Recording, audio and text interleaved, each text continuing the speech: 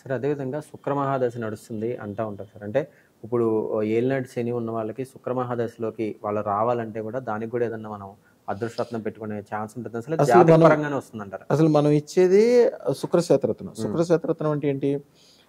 మీకు లగ్నంలో గాని వ్యాపార స్థలం, వ్యాపారం అంటే అంటే వ్యవహారం, మీరు ఈ స్థితిని 10వ స్థానాన్ని వ్యాపారం గాని, వ్యవహారం గాని, ఉద్యోగం గాని అంటారు.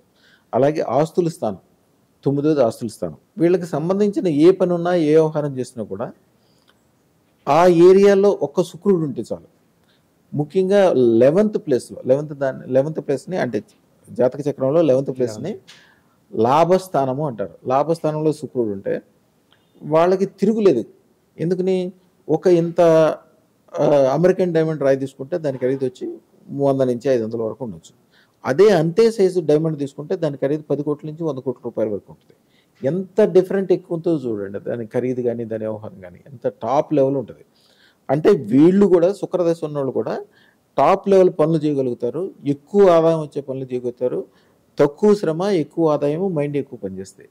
అది మీకు దశ ఉన్నా లేకపోయినా, అసలు మీ జీవితంలోనే దశ లేదనుకోండి, మీరు శని దశ నుంచి శుక్రదశ దాకా మార్చడం సంగతి మాట్లాడుతున్నారు. నేను అదే చెప్పట్లా. అసలు మీకు శుక్రుడు ఎక్కడా లేనే లేడు, సరైన స్థానం లేడు. శుక్రుడు వెళ్ళి మీకు శత్రుస్థానం 6th ప్లేస్లో కూర్చున్నాడు. మీకు 6th ప్లేస్లో కూర్చుంటే వాడి జీవితంలో అసలు సరైన బట్టలు వేసుకోడు, సరైన కారు ఎక్కడో, వాడికి 100 కోట్లు ఇచ్చినా కూడా పాత చొక్కా వేసుకుని తిరుగుతాడు. కొంతమంది చూడండి ఎంత డబ్బులు ఉన్నా కూడా ఆ పాత చొక్కా, పాత బట్టలు, ఈ చిరిగిపోయిన చెప్పులేసి తిరుగుతారు. అంటే వాళ్ళకి శుక్రుడు సరిగ్గా లేడనమాట.